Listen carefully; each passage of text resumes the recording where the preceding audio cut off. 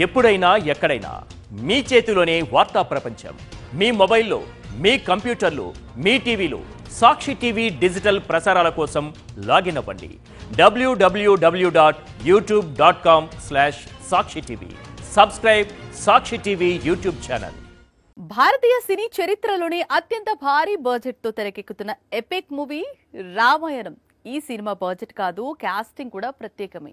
రాముడిగా రణబీర్ కపూర్, సీతగా సాయి పల్లవిని ఎంచుకున్నారు మేకర్స్. కానీ సీతారాములుగా వీళ్ళిద్దరే ఎందుకు అంటే అందుకు కొన్ని స్పెషల్ కారణాలున్నాయట.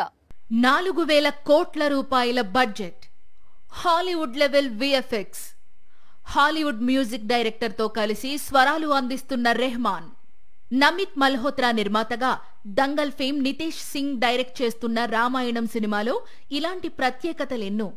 రామాయణం వంటి అద్వితీయమైన కావ్యాన్ని అంతే అద్వితీయంగా తెరకెక్కించాలని మేకర్స్ భావిస్తున్నారు. యాక్టర్లను కూడా దానికి తగ్గట్లే ఎంచుకుంటున్నారు.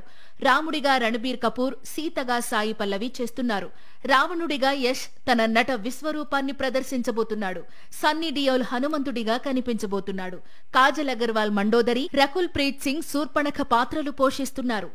రాముడి వంటి ఉదాత్తమైన పాత్రకు రణబీర్ కపూరే సరైన చాయిస్ అంటున్నారు మేకర్స్. రణబీర్ ముఖంలోని ప్రశాంతత, అమాయకత్వం, భావోద్వేగాలను చక్కగా పలికించగలిగే సామర్థ్యం, ఇలాంటి లక్షణాల వల్లే ఆయన్ను రాముడిగా ఎంచుకున్నట్లు కాస్టింగ్ డైరెక్టర్ ముఖేష్ ఛాబ్రా చెబుతున్నారు. మరి సీతగా సాయి పల్లవే ఎందుకు అంటే ముఖేష్ ఛాబ్రా ఏమన్నారో తెలుసా? సాయి పల్లవి సింపుల్ గా కనిపించే నేచురల్ బ్యూటీ. తానెప్పుడూ ఓవర్ డోస్ గ్లామరస్ రోల్స్ చేయలేదు. పైగా కాస్మెటిక్ సర్జరీలు కూడా చేయించుకోలేదు. సాయి పల్లవిని సీత పాత్రకు క్యాస్ట్ చేస్తే సహజ సౌందర్యమే గొప్పది అన్న సందేశం ఇచ్చినట్లు కూడా ఉంటుందట. రామాయణం సినిమాకు మరో హైలైట్ సంగీతం. హాలీవుడ్ మ్యూజిక్ కంపోజర్ హ్యాన్స్ జిమ్మర్ తో కలిసి ఏఆర్ రెహమాన్ ఈ సినిమాకి స్వరాలు అందిస్తున్నారు.